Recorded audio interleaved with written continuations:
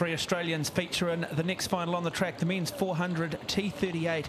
Those athletes that suffer from cerebral palsy. Evan O'Hanlon, the race favourite in lane 2. He gets that lane because of a very slow heat yesterday where he basically just jogged through to qualifying. And I guess that is the downside of that.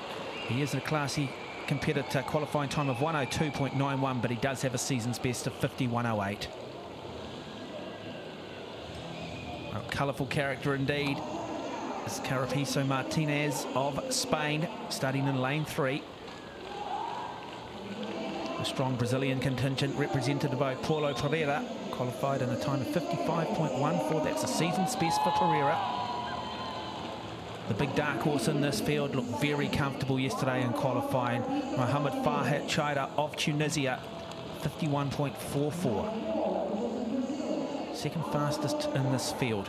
Edison Pinheiro of Brazil qualified in a yesterday 56.07. Chris Mullen of Australia in lane 7. And the final competitor, Tim Sullivan.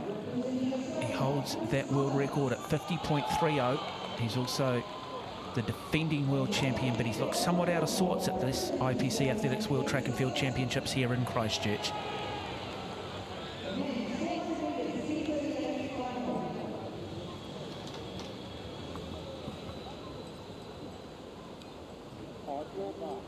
O'Hanlon in lane 2 and Cheetah of Tunisia in lane 5 have very similar season's best times here, so it'll be a great battle for the gold medal.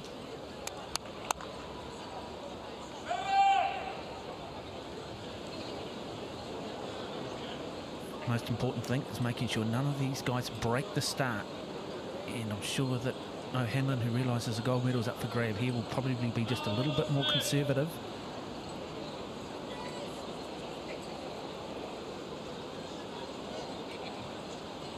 Okay.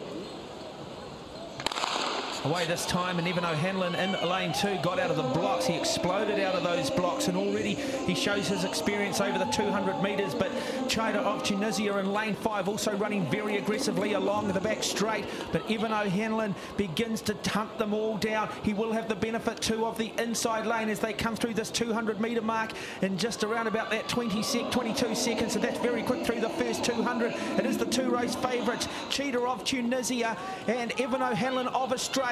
Let's see which way it will go as they come off the bend into the last 100 metres. The Australian O'Hanlon will have a narrow lead. Does he have the legs? Can he hold on? He looks very good. Now Cheetah of Tunisia begins to come back at the Australian. One of the great races. The Australian just beginning to tie up. Cheetah of Tunisia will take the gold medal over the more fancied Evan O'Hanlon of Australia.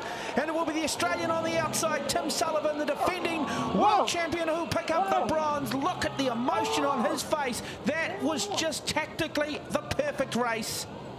And in these conditions, it looks like he has run a world record time. That is fantastic running from the Tunisian.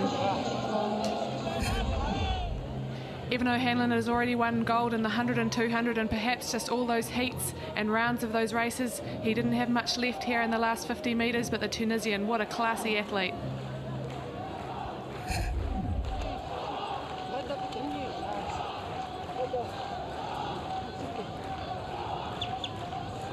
Just waiting for confirmation on the time, but we can certainly see another one of these wonderful rivalries developing.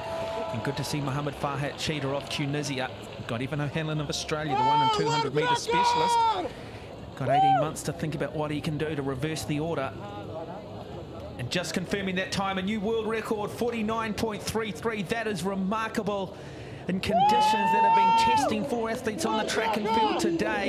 You talk about peaking at the right time of the year. Well, this man has done it.